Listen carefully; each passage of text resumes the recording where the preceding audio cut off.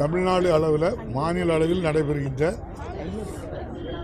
நம்முடைய சமூக நலத்துறை சர்வதேச மகளிர் தின விழா நம்முடைய நெல்லை மாவட்டத்தில் நடத்துவதற்கு நம்முடைய சமூக நலத்துறை அமைச்சர் அவர்கள் உதவி செய்து அந்த விழா இப்போது நடைபெற்று சிறப்பாக அந்த விழா நடந்து முடிந்தது. மிக்க நன்றி. பிரதமர் மறுபடியும் தமிழகத்துக்கு வந்துட்டே இருக்காங்க. இன்னைக்கு கூட திருச்சியில் மீட்டிங்கில் பங்கேற்றிருக்காங்க. பல திட்டங்களை தொடங்கி இருக்காங்க. இதை நீங்கள் எப்படி பார்க்குறீங்க? தம்பி, பிரதமர் வரதை எப்படி தம்பி வரலான்னு எப்படி தம்பி கேட்க முடியும்? அவங்க உரிமை, அவங்க ஒரு கட்சி அவங்கள பிரதமராக தேர்ந்தெடுத்திருக்கு, அதனால வரத்தானே செய்வாங்க. தேர்தல் நெருங்குறதுனால புதிய ரயில்கள் விடுறாங்க, சர்வதேச விமான நிலையமாக மதுரைக்கு உடனே அறிவிப்பு பண்ணியிருக்காங்க. ஸோ இது கிட்டத்தட்ட பல ஆண்டுகளாக போராடிக்கிட்டு இருக்கோம். நம்ம தேர்தல் நேரத்தில் அவங்களுக்கு வாக்குகளை ஏன் தம்பி 11 வருஷத்தில் ரயில்வே மந்திரி எந்த மந்திரியாவது எந்த ட்ரெயினாக விட முடிஞ்சதா? அவங்களுக்கு அந்த அதிகாரம் இருக்கா? எந்த ரயில்வே மந்திரியாவது 11 வருஷத்தில் ஒரே ஒரு ட்ரெயினை விட்டார்னு என்கிட்ட காட்டுங்க ஆகும், ஒரு திட்டத்தை தொடங்கினார்னு காட்டுங்க ஆகும், ஒரு வெளியுறவுத்துறை அமைச்சரை வெளிநாட்டில் கூட்டு போனாங்கன்னு சொல்லுங்கள். எந்த நாட்டுக்காவது எந்த அமைச்சரையாவது கூட்டு போனாங்கன்னு சொல்லுங்கள். நம்முடைய இராணுவ உபகரணங்கள் வாங்குறதுக்கு எந்த இராணுவ அமைச்சரையாவது பாதுகாப்புத்துறை அமைச்சரையாவது யாரையாவது கூட்டு போனாலும் சொல்லுங்கள். அது உண்மைன்னு சொல்லுங்க. அவங்க பாரத பிரதமர் பதவியை தவிர மீதி எல்லா பணியும் அழகாக செய்வாங்க. நன்றி. எரிவாயு பிரச்சனை தலைவிரிச்சு ஆடுது. பல இடங்கள்ல தட்டுப்பாடு. கேஸ் பல்கள் திருநெல்வேலியிலே மூடப்பட்டிருக்கு. ஒரு கேஸ் சிலிண்டர், வர்த்தக சிலிண்டர் 3700 ரூபா கொடுத்தாதான் தரும்னு சொல்லி பேசிட்டு இருக்காங்க. உறுதியான தகவல் வருது. எப்படி பாக்குறீங்க? என்ன நடக்குது சார்?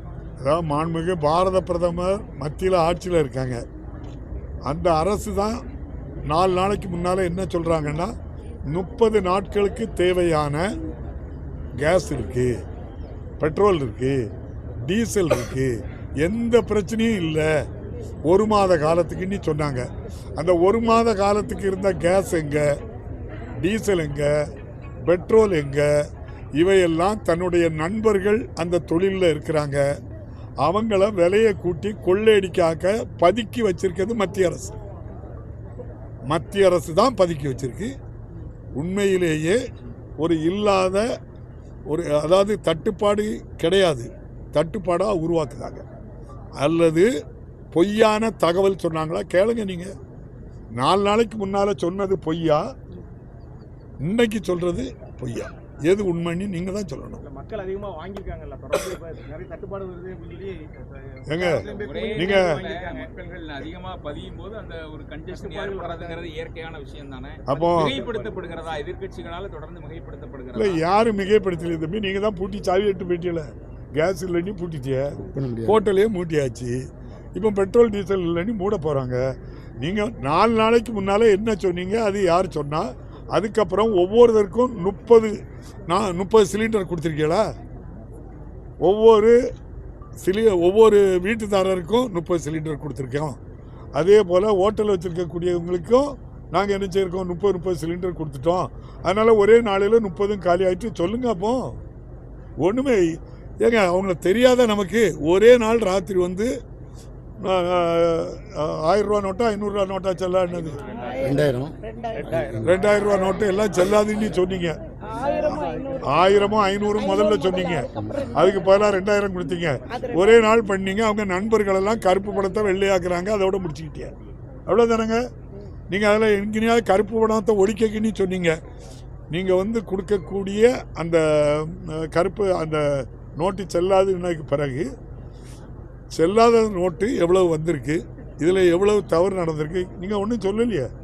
எவ்வளோ நோட்டு அடிச்சாலும் அவ்வளோ நோட்டு திரும்ப வந்துட்டு முடிஞ்சு போச்சு. அவங்க நண்பர்கள்லாம் கருப்பாக வெள்ளை ஆகிட்டாங்க. 3 மடங்கு 4 மடங்கு கோடீஸ்வரன் ஆகிட்டாங்க. பிரச்சனை முடிஞ்சு போச்சு அவருக்கு. அது நமக்கு எப்படி தெரியும்?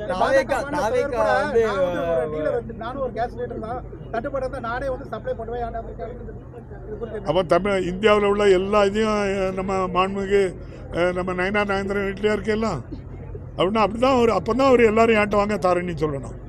அவர் பல்கில் அவருக்கு லிமிட்டடாக இருக்கும், அதை மட்டும்தான் அவர் கொடுக்க முடியுமே தவிர இந்தியாவில் இருக்கிறத அப்போ முழுதும் கடத்திங்க கொண்டு வந்துட்டாங்களா? அப்போ அது யாருக்கு பொறுப்புன்னு கேளுங்க. நீங்கள்